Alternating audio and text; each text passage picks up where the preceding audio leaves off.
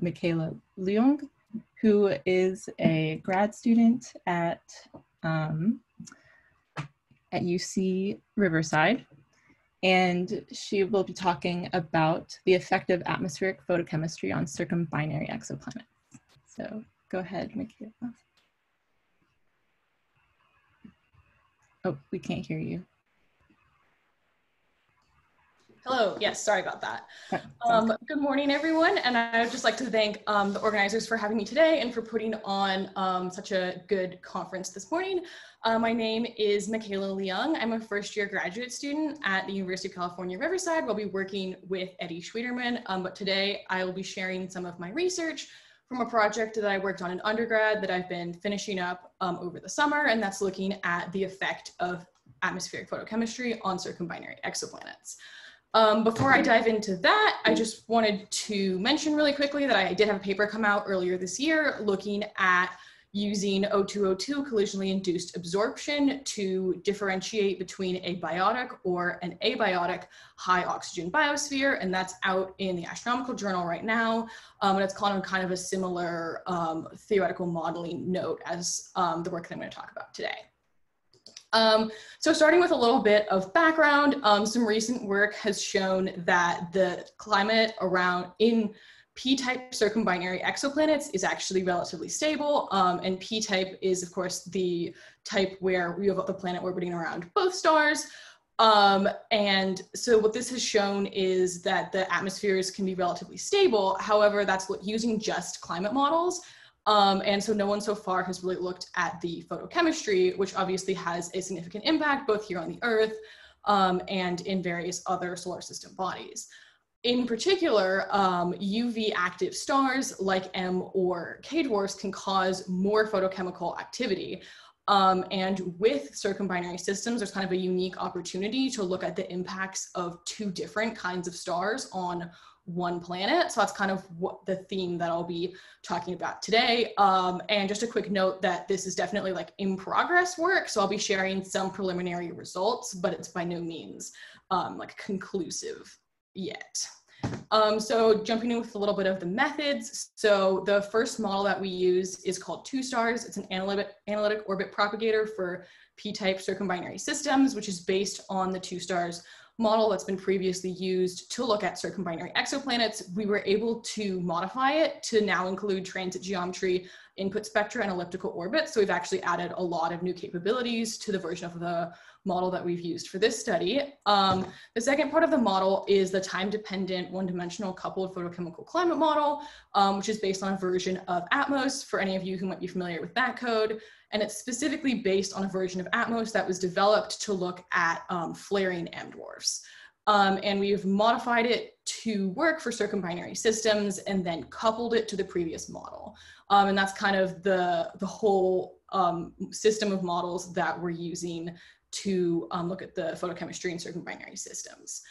So moving on to talk about the validations, this is the first time that the photochemical climate model we're using has been used in circumbinary systems. So we went ahead and validated it against Popp and Eggle's 2017 paper, in which they used the same orbit propagator, but they used a GCM. So we're just kind of directly comparing climate models there. And in their paper, they looked at 4 different semi-major axes. And so we looked at the same semi-major axes, and we found that our results only agree within 10 degrees for 2 of the systems. And those are actually the 2 systems that have a habitable end state, which makes sense given that our photochemical climate model was developed for the Earth and other similar habitable planets. So it's perhaps better suited to those cases. And we're only, for the validation, we use the Kepler-35 system parameters, which is 2 G dwarfs, both smaller than the sun, and that's what I'll be referring to as the GG case throughout the rest of the talk. So moving on from validation to kind of looking at our actual experiments. So we have a couple different parameters we're looking at, one of which is the initial shape of the orbit. So we have initially circular orbits and initially elliptical orbits, and our orbit propagator does evolve the orbits. So over time, even the initially circular orbits do become somewhat elliptical. We're also looking at climate coupled to the photochemical model and the climate model by itself, which is kind of our control case, which is what was used in the validation for just thinking about comparison to previous work using climate models. And then we have a total of 16 different cases, and that's using the 4 different binary pairs, which are 2 G dwarfs, a G and an M, a G and a K, and an M and a K. But today I'll primarily be focusing on the GM results, and the rest, hopefully I'll be able to share the rest of those in a paper coming soon. So specifically thinking about G and M dwarfs, this is a snapshot of the spectra reaching the top of atmosphere for both the G and M stars. And as you can see, the G dwarf is much stronger, longwards of 1 micron, whereas in the UV wavelengths, the M dwarf is stronger.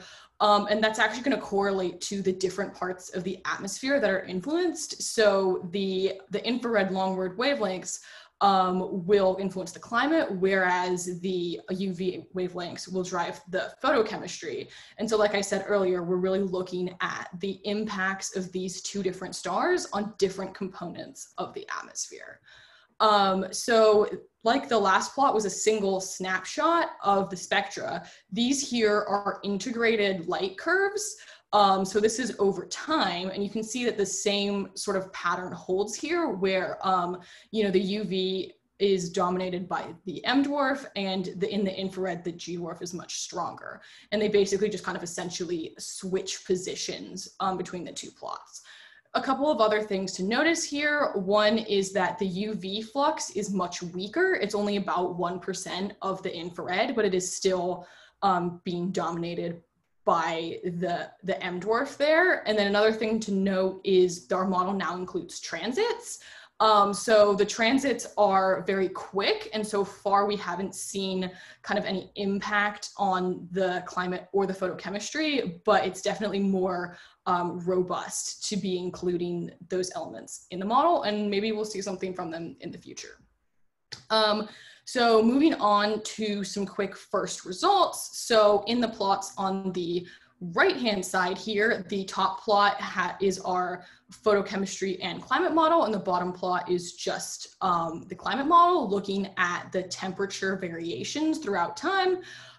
So the orbit of the 2 stars is about 22 days, and the orbit of the planets around the stars is about 300 days. And what you can see here is that when photochemistry is added, there are additional temperature variations on the time period of that stellar orbit, which is about 22 days, whereas the overall evolution of the climate in the climate model is done by the planetary orbit timescales. However, these are overall very small fluctuations. So we're looking at, you know, less than a degree, even less than like 1/10 of a degree by just the climate model. One interesting result is that when photochemistry is added, the surface temperature becomes about 10 degrees cooler overall. I'm not fully sure why that is, but that's definitely an interesting contrast there. We are also considering other gases. So one of those is looking at ozone. And in our results so far, it looks like the ozone oscillates on the planetary orbit timescale, whereas in the climate model only, we're using a fixed profile. So that's another example where we might get some variation from using photochemistry. And we're also looking at methane and kind of expanding to some other gases for the photochemical model. So moving on then to the UV active binary companion, which in this case is an M dwarf. So this is a plot of just the climate model only. And one thing you'll notice is that it's really similar to just having a very dim G dwarf using only the climate model. Again, at those infrared and longward wavelengths, it's very similar to just having a fainter G companion. The temperature is a little bit lower, as you would expect. And in the photochemistry, there's a similar change with the addition of the short-term cycles, as are seen in the GG plots that we just looked at. Unfortunately, I don't have a photochemistry plot for this scenario, but there isn't, you know, a significant change in amplitude either.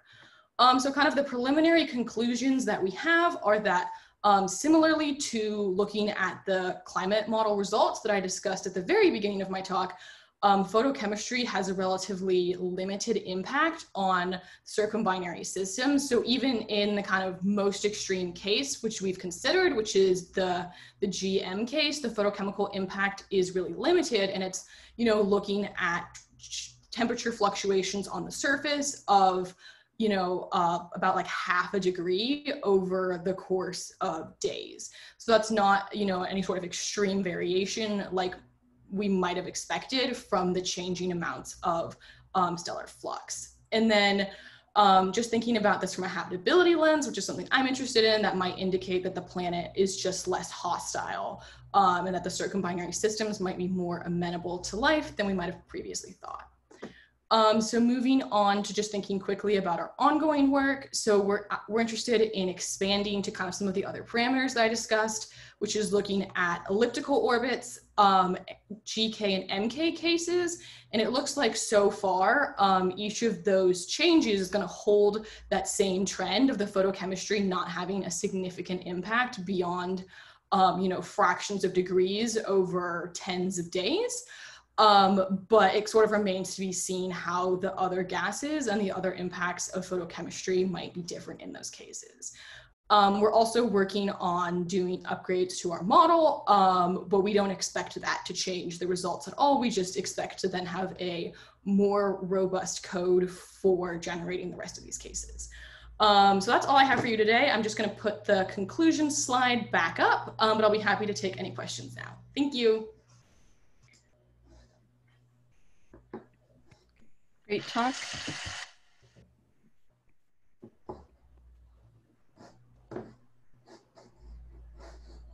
It's quite a nice video. They're very enthusiastic. Awesome. So I don't see any questions in the chat yet. Just a reminder, everyone, please post in the Pluto session any questions you might have. So this is really interesting. So I guess this is good news for circumbinary planets.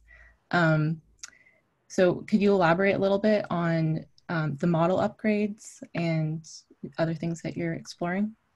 Yeah, for sure.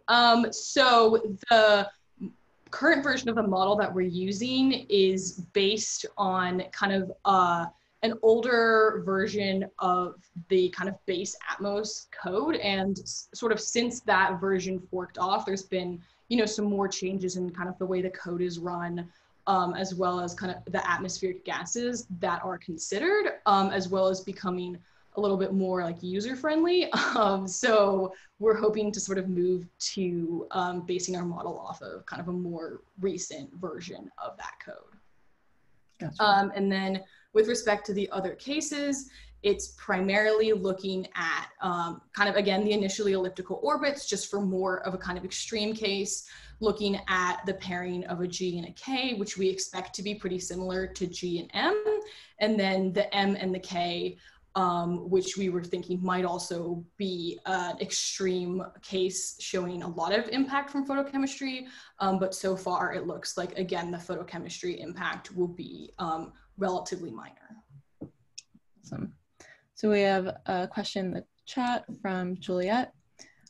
Great talk, Michaela. Have you ever thought of integrating your model with vPlanet to model additional effects?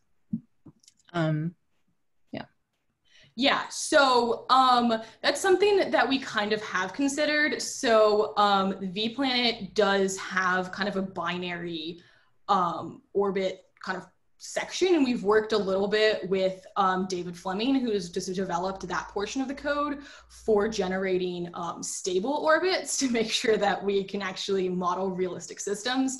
But sort of developing beyond that isn't something that we've really considered. That might be something that is developed more in the future. Awesome. So I don't see any more questions, but again, keep an eye in case any pop up. So let's thank Michaela again. All right.